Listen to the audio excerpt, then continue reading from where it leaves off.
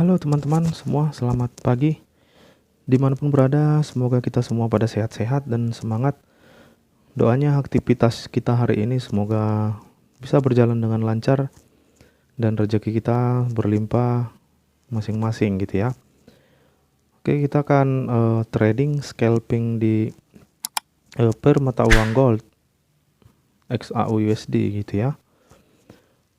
Oke, di sini juga akan menjadi pelajaran ataupun teman-teman akan bisa mengutip bagaimana ketika kita trading di sebaran ataupun spread yang melebar. Ini bisa sampai 45 gitu ya, 45, 44. Di sini teman-teman akan lihat sendiri. Kita akan langsung tradingkan. Oke, di sini kita akan scalping dan kita lihat dia atau analisa di time frame 1 menit. Paling maksimal dia sampai 15 menit. Oke. Kita cek dia 1 menit. Posisi sekarang di 1 menit. Dia mengejar area tertinggi ya. Kita cek di 5 menit.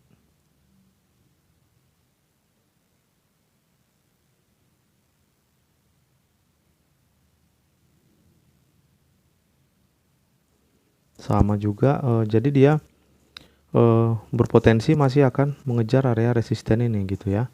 Nah, karena di sini dia area sideways sudah terbreak gitu ya. Jadi dia akan berpotensi naik mengejar area ini. Karena area sideways di sini sudah di break oleh candlestick ini gitu. Nah, seperti itu. Itulah makanya dia naik gitu ya. Oke, kita cek di time frame 15 menitnya.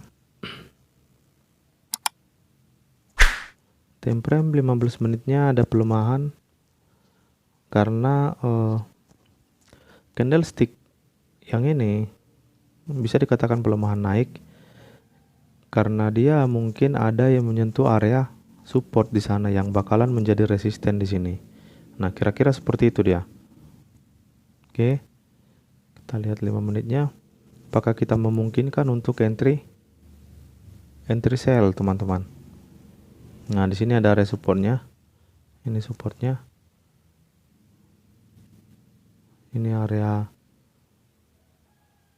resistennya. Nah, di sini juga resisten. Kalaupun dia nanti turun, kemungkinan besar dia menyentuh area ini, maka dia akan terpantul lagi, teman-teman. Kira-kira seperti itu dia. Nah, ini kan support nih. Ini resisten berdekatan ya. Di sini dia mencoba mengejar area resisten tertingginya ya. Oke. Di sini sudah menyatakan adanya kejenuhan si buyer ya. Adanya kejenuhan karena bisa dikatakan ketika candlestick seperti ini terbentuk, artinya kekuatan daripada si seller dan kekuatan si buyer itu sudah dikatakan sama gitu ya. Dan perlawanannya udah sama gitu. Nah, ini sumbunya sama dengan sumbu di atas gitu dia. Sama di bawah itu udah sama gitu. Oke, dia sudah mulai turun di situ. Di time frame 5 menitnya ya memang dia ada yang namanya di sini candle pelemahan untuk naik. Bisa teman-teman perhatikan di sini sumbunya pendek sekali.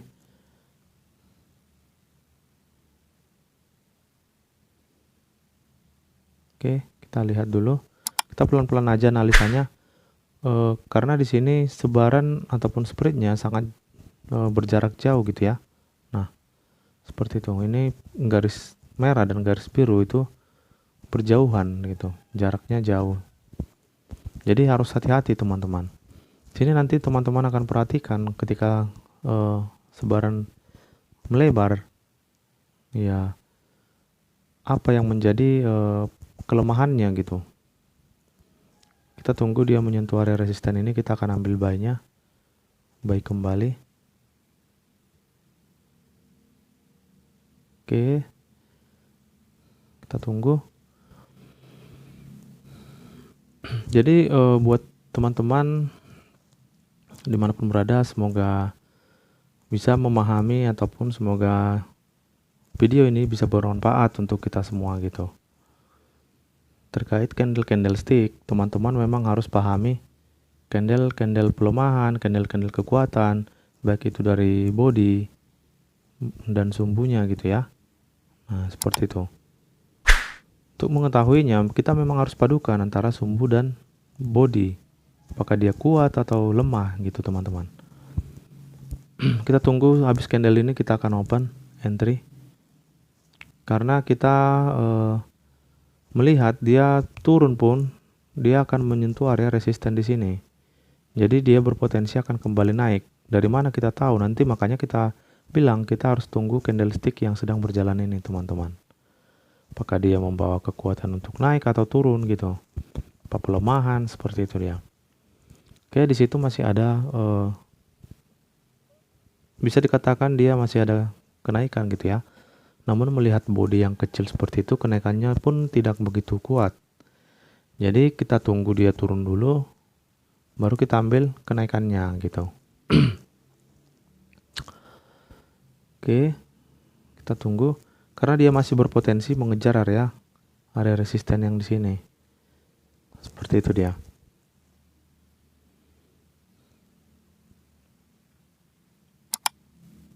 Jadi kalau kita entry buy, posisi dia sekarang dia sedang berada di area resisten ini. Kita tunggu aja sedikit lagi dia turun, kita baru entry buy-nya. Karena memang masih ada potensi kenaikan gitu ya. Nah, ketika dia sudah naik, jangan sampai kita tertipu gitu.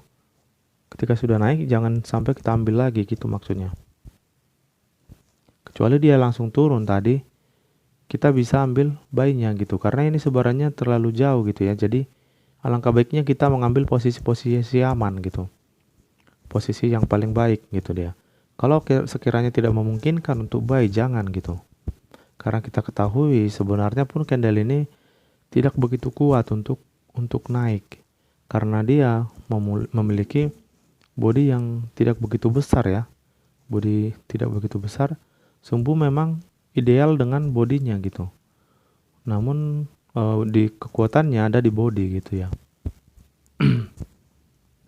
Ketika sudah naik, jangan sampai kita tertipu itu teman-teman. Lebih bagus kita tunggu, biarkan aja dia naik, baru nanti kita ambil sell-nya. Gitu dia. Karena kita ketahui kenaikannya tidak begitu kuat. Nah, dia sudah bolak-balik nih. Candlestick yang ini naik, turun lagi, turun pun naik lagi gitu dia. Kita lihat time frame 15 menitnya. Oke, di situ terbentuk doji. Jadi hasil daripada kenaikan daripada candle ini ya inilah hasilnya teman-teman. Pelemahan gitu ya. Nah, makanya saya bilang kalau candle seperti ini ya pelemahan untuk naik. Jadi di sini kita bisa ketika dia naik sudah seperti ini. Nah, ini kan sudah naik nih. Kita akan entry sell-nya aja, kita ambil kebalikannya. Kita akan entry sell. Mumpung dia lagi naik, kita akan entry 0,5 aja. Kita sell di sini. Oke. Oke, kita sell. Jadi banyak teman-teman yang masih bingung ketika dia open posisi atau kita open posisi seperti ini, apakah saldo kita langsung berkurang? Tidak ya teman-teman. Jadi kalau misalnya dia masih minus, ini tidak langsung berkurang teman-teman. Yang berkurang itu adalah ekuitas. Ekuitas itu adalah saldo dikurang daripada transaksi yang sedang berjalan gitu. Baik itu profit ataupun minus gitu ya, loss. Jadi seperti itu. Ketika kita meng-close-kan ini, disitulah terjadi penambahan atau pengurangan daripada saldo kita. Kalau dia berwarna biru kita close-kan ya ini akan tambah. Kalau dia berwarna merah kita close-kan ini akan berkurang. Seperti itu teman-teman. Jadi potensi terclose-kan atau tidaknya itu yang pertama ada di kitanya sendiri. Apakah kita akan close-in atau tidak gitu. Yang keduanya margin call teman-teman. Nah, seperti itu dia. Oke, kita cek lagi marketnya. Nah, dia kembali turun lagi kan. Jadi potensi kenaikan daripada candlestick yang ini, ya kalau dia memang terbentuk di resisten, jangan sampai tertipu. Makanya saya bilang tadi jangan sampai tertipu. Namun ketika dia sudah turun tadi duluan, langsung turun, kita bisa nanti ambil baiknya kembali. Gitu kira-kira. Karena kita ketahui area resisten ada di sini ya. Ini bisa kita manfaatkan gitu dia. Oke.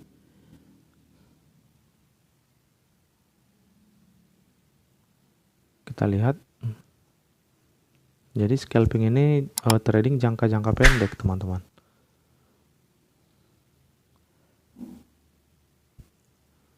Oke, kita tunggu. Dia memang sudah menyentuh area resisten ya. Jadi seandainya pun kita entry buy di sini masih bisa gitu ya. 0,5 kita buy. Di atas kita sell, di bawah kita buy gitu ya. Tidak masalah gitu, teman-teman. Yang penting kita ketahui titik-titik lemahnya dia gitu dia. Oke, yang di atas bisa kita close-kan. Sebentar lagi ya kita close-in ya. Karena dia sudah terpantul memang. Oke, kita akan tambahin lagi yang di bawah, kita ambil lagi buy-nya gitu. Sedikit lagi dia turun, kita ambil buy-nya lagi. Kembali. Karena di sini dia sudah menyentuh area resistennya. Seperti yang saya katakan tadi. Kalau tadinya dia langsung turun seperti ini, melihat candle ini, kita pasti tadi entry buy dia, teman-teman. Nah, namun karena dia sudah naik tadi membuat sumbu di sini, itulah kesempatan kita untuk sell. Nah, ketika dia turun lagi, ini kesempatan kita untuk buy lagi. Gitu dia. Yang penting kita ketahui titik-titik lemahnya daripada candle-candle ini, kita pasti bisa mendapatkan profit, teman-teman. Oke. Situ kita entry. Kita tinggal tunggu aja. Ini memang penolakan, teman-teman. Jadi seperti yang sudah saya pernah juga jelasin, ketika dia terbentuk seperti ini, doji.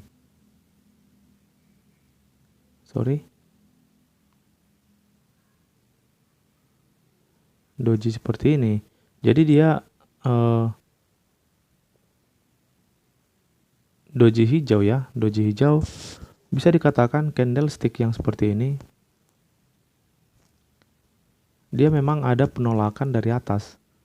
Namun ketika melihat sumbu yang di bawah tidak jauh beda dengan yang di atas, maka dikatakan penolakannya itu tidak terlalu jauh, teman-teman. Kecuali tadi dia punya sumbu panjang di atas dan di bawah itu punya sumbu yang pendek gitu. Nah, itu dikatakan penolakannya akan tergolong kuat gitu. Karena ketika candlestick berwarna hijau, doji berwarna hijau, kita akan mengikuti tanda salibnya, teman-teman. Nah, seperti itu. Itu arah dia gitu. Sini masih ada kesempatan kita untuk entry buy. Oke. Itu momen-momennya.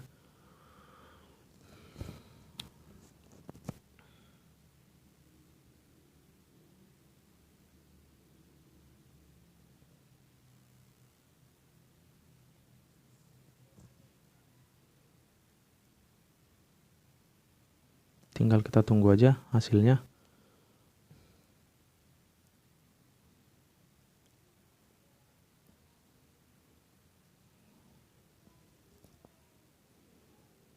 Ini dia sudah menyentuh area resistennya, teman-teman. Maka dikatakan atau dipastikan dia akan balik lagi terpantul ke atas. Dan candlestick yang ini bisa kita katakan dia memang penurunan. Namun dia akan menjadi pemantulan karena dia akan menyentuh area. Di sini dia sudah menyentuh area resisten di sana.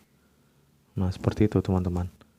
Maka dikatakan ataupun dipastikan candlestick yang ini nanti akan terpantul kembali. Nah, kalau dia tidak terpantul di sini, dia menghabiskan kekuatan daripada candlestick yang ini, maka di sebelah candlestick sebelah dia akan berwarna hijau kembali.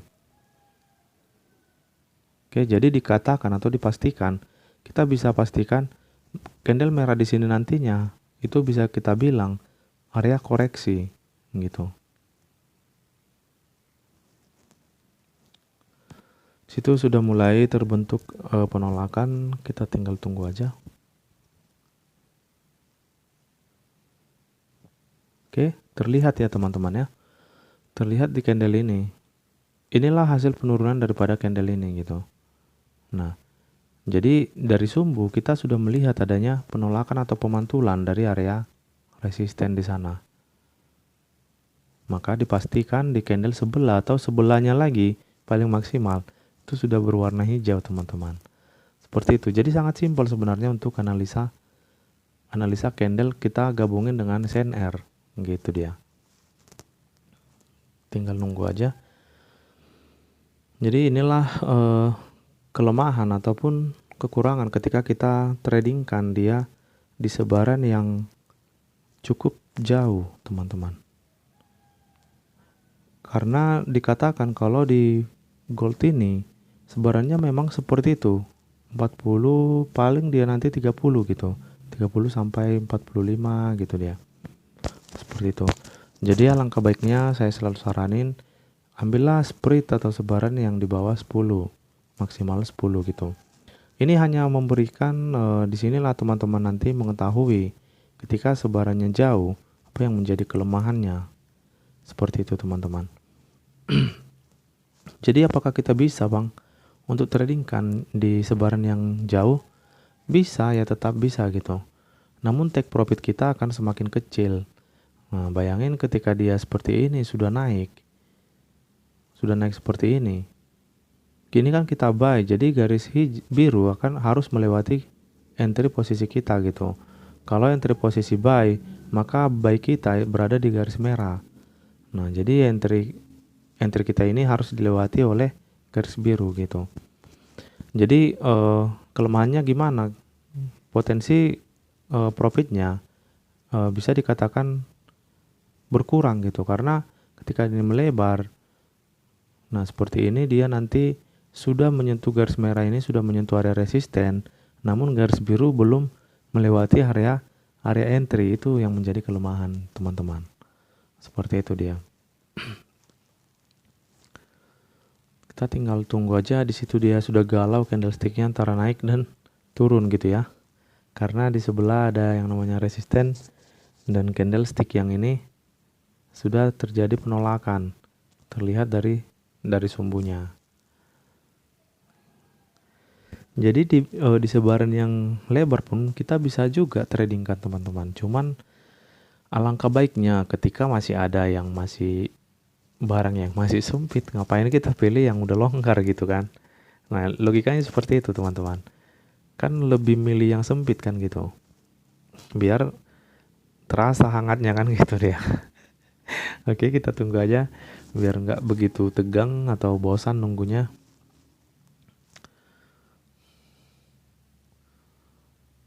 Sebenarnya pun ini bisa kita close-kan kalau kita tunggu ini terlalu jauh gitu ya, terlalu lama nge-recordnya. Jadi nanti saya akan gabungin aja videonya.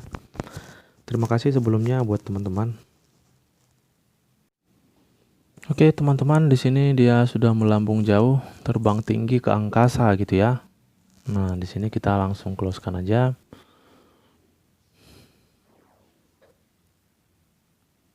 Oke, kita cek dulu lagi. Dia sudah berada di area resisten gitu ya. Kita akan close-kan aja. Karena kita scalping tidak begitu lama gitu ya. Oke. Jadi untuk ambil $20 satu sesi itu bisa kita dapatkan gitu teman-teman. Oke. Nah, kita akan bahas kembali. Jadi kenapa dia seperti itu naik kembali gitu ya. Jadi kita tadi sudah bisa pastikan di sini dia bisa kita pastikan yang namanya koreksi. Oke. Kenapa seperti itu? Karena melihat daripada candlestick ini, ini memang yang dari tadi pun kita sudah analisa, dia masih ada kenaikan. Namun kenapa kita tadi entry sell di pertama kali? Kita hanya memanfaatkan ketika dia langsung naik tadi di area ini. Kita hanya memanfaatkan itu gitu.